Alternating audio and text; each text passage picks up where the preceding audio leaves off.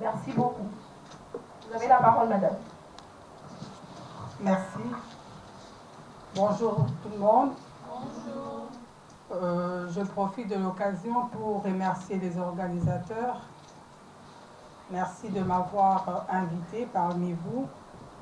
C'est un grand plaisir et je pense que nous allons passer de moments inoubliables. Je suis Laetitia Mwabila. Je suis enseignante et formatrice. Enseignante, c'est parce que j'ai une charge horaire à l'IFASIC et dans d'autres universités. Et aussi, dans mes heures perdues, je suis coordonnatrice d'une association de femmes qui milite pour le cause de la femme et de la jeune fille.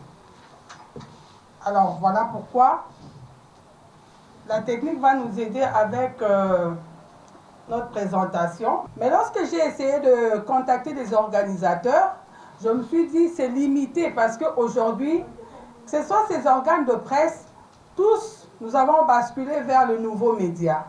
Donc, nous limiter seulement dans la radio et télévision, c'est vraiment circonscrire notre champ. Parce qu'aujourd'hui, parmi vous, on a dit que c'est une association de femmes journalistes. Donc, il y a aussi ceux qui sont dans le online. Et si nous ne parlons que de la radio et télévision et les autres, voilà pourquoi. Nous allons essayer un peu de parler de tout ce qui est basique, de tout ce qui est vraiment l'essentiel du travail d'un journaliste. Et vers le média, nous allons nous séparer. Parce que chacun connaît des techniques à employer pour atteindre son public. Est-ce qu'on se comprend? Merci. Et ici, en fait, je ne voudrais pas rester trop enseignant, mais je voudrais que ça soit des échanges. Parce que la communauté devant laquelle je me place, il y a ceux qui se sont formés dans des écoles spécialisées, ceux qui se sont formés à l'université et ceux qui se sont formés sur l'État. Donc, nous tous, nous connaissons quelque chose. Mais nous allons essayer de mettre de points et de parfaire ou d'avoir encore des performances par rapport à notre travail, notre rendu, si je peux le dire. Merci. Nous allons commencer. Ma petite présentation à 4 petits points. Nous allons commencer avec la définition de concept. Nous allons parler du travail d'un journaliste ou d'une journaliste. Et nous allons parler de la femme et le digital ou le numérique. J'ai regardé dans les dictionnaires, c'est la même définition, mais tout dépend de celui qui l'emploie.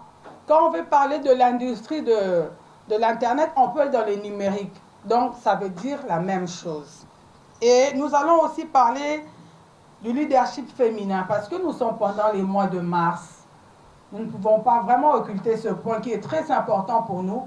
Et parce que nous sommes tous des femmes leaders ici, donc nous allons évoquer ces points. Parlons de l'information.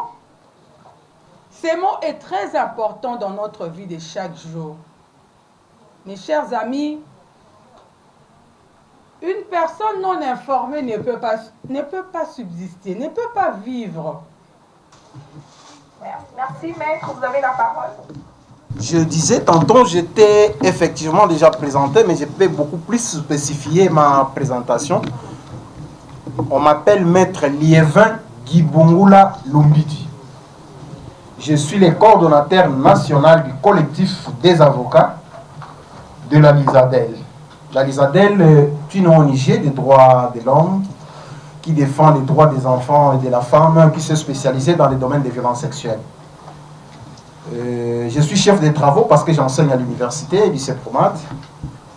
Je suis également un expert international sur la question liée aux droits de l'enfant et à l'exploitation de l'enfant. Donc, c'est à ce titre-là que j'ai été invité pour qu'on puisse échanger avec vous sur la législation en matière de violences sexuelles en République démocratique du Congo. Donc, pour parler des violences sexuelles, les violences sexuelles sont considérées comme un crime aujourd'hui commis par le monde entier. les femmes, soit les personnes sont violées, indépendamment de leur volonté, et cela à tous les niveaux. C'est pourquoi le monde entier a pensé qu'il faudra faire face à cette réalité. C'est ainsi, il y a eu une résolution 48/104 de l'Assemblée générale des Nations unies du 20 décembre 1993 relative à l'élimination de toute forme de violence à l'égard de la femme. Maintenant, sur le plan national, qu'est-ce qui se passe concrètement? Notre ami qui nous aide peut faire avancer un peu son... En République démocratique du Congo, nous avons une loi qu'on appelle la loi mère. Cette loi mère, c'est la constitution du 18 février. Et dans cette constitution, il y a certaines dispositions. Il s'agit de l'article 14, de l'article 15 et de l'article 16. Ces dispositions sont considérées comme les socles de la lutte contre les violences sexuelles. Donc, c'est dans cette disposition de la Constitution du 18 février que notre champ de bataille a commencé. Toutes mes esquisses pour faire face à ce qui concerne la violence, les violences faites à la femme. Donc je disais, les articles 14, 15 et 16 de la Constitution du 18 février, tels que modifiés et complétés à ce jour par la loi numéro 11/00D du 20 janvier 2011. Il y a une petite erreur, c'est 2011 en lieu et place de 2021. Portant révision de certains articles de la Constitution de la RDC sont les socles de la lutte contre les violences sexuelles basées sur les genres. Donc, au-delà de ces deux lois, nous avons encore la loi numéro 09/001 du 10 janvier 2009 portant protection de l'enfant. C'est une des lois où on parle aussi, dans certaines de ces dispositions, de la répression des auteurs de violences sexuelles. Nous avons également la loi numéro 15/013 du 1er août 2015 portant modalité d'application des droits de la femme et de la parité. Donc c'était une loi qui a intégré la loi portant code de la famille.